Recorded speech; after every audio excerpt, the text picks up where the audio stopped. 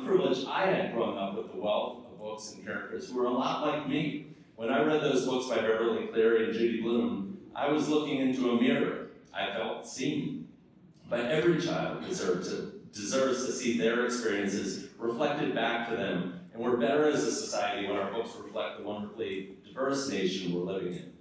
I'm embarrassed to say that had I not become a bookstore owner, I might not have picked up any of the books written by the authors I've interviewed. In fact, I might not have even have been aware that they existed at all. I might have stayed in my bubble. My horizons wouldn't have been broadened in the same way. I wouldn't have benefited from being exposed to so many new ideas and points of view. I wouldn't have grown in the same way as a person. I think about that often. It honestly pains me to think of how much I might have missed out on and how lucky I am to occupy the seat that our bookstore has afforded me. We have to acknowledge that we're living through a time when empathy is in short supply.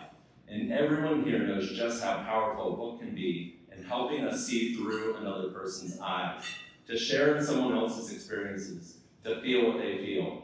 In the wake of book bans in school and community libraries, Thai American writer Christina Soontornbat said it best in a letter to Congress. She said, "When books are removed or flagged as inappropriate, it sends a message that the people in them are somehow inappropriate. It's a dehumanizing form of erasure. Every reader deserves to see themselves and their families positively represented in the books in their schools. These books are important for all children. Reading stories that reflect the diversity of our world builds empathy and respect for everyone's humanity." This is why I feel so privileged to be speaking with you this morning. As librarians, you've made it your life's work to make sure we see the humanity in one another. Books might be empathy machines, but librarians are the beating hearts of the communities they serve. I'm sure that the day-to-day struggles of your profession sometimes make you say, "Why am I doing this again?" But I sincerely hope that from time to time, you take a moment to think about the lives you've changed by handing the right book to the right person at the right time. And it's not hyperbole to say that some of you have likely saved a life with a book recommendation. You might not always see the fruits of your work or see the positive changes you've effected, but the people whose lives you've changed will remember you and how impactful your knowledge and experience were for them. In the past few months, I've traveled in the US and Europe, and at each one of my events, I ask the librarians to the stage to participate in our show. It's my way of celebrating and uplifting librarians who serve their communities. And here's one that I met along the way. Whenever I bring a librarian on stage, I always ask the same three questions. What are your first memories of visiting a library? What was the first book you can remember choosing for yourself? And how do you want kids to feel when they step into your library? The answers come quickly. The memories are vivid, and each librarian's passion for reading is evident. I'd ask you to take a moment to reflect on what your answer to these questions would be, because the answers might help remind you of why you got into this profession in the first place. One of the librarians I had the chance to meet was Michael Breeds. I suspect many of you might follow him on social media. So for those who aren't familiar with Michael, he talks about his everyday interactions with patrons in the library. His joy about libraries and reading is infectious. And what is it about Michael that we're so drawn to? It's his innocence, his childlike passion for the joy of discovering a great book at the library. We know instinctively that a person like Michael needs to be celebrated and protected, because his love and joy for reading is something we all share.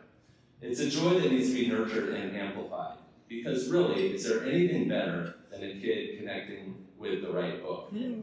Here's a kid at my bookstore getting a Captain Underpants book. All right, why couldn't it be Wimpy Kid? But that's what it looks like when the kid connects with the right book.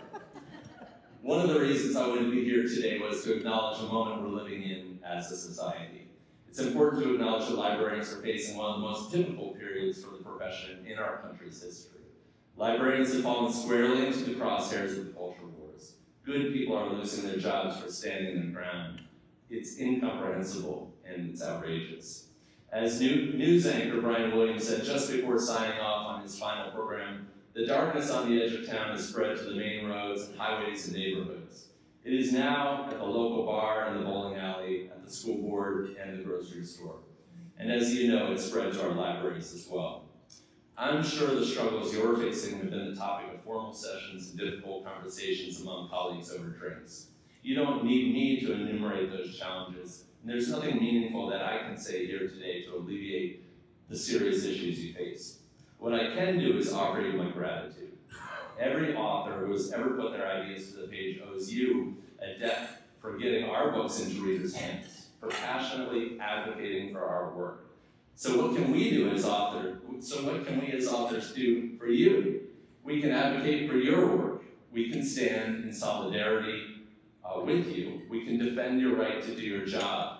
As writers, it's our responsibility to use the platforms we have to uplift and defend you. I hope that this weekend you found strength in your community. I hope you've discovered tools and resources that will make your jobs and lives a little better.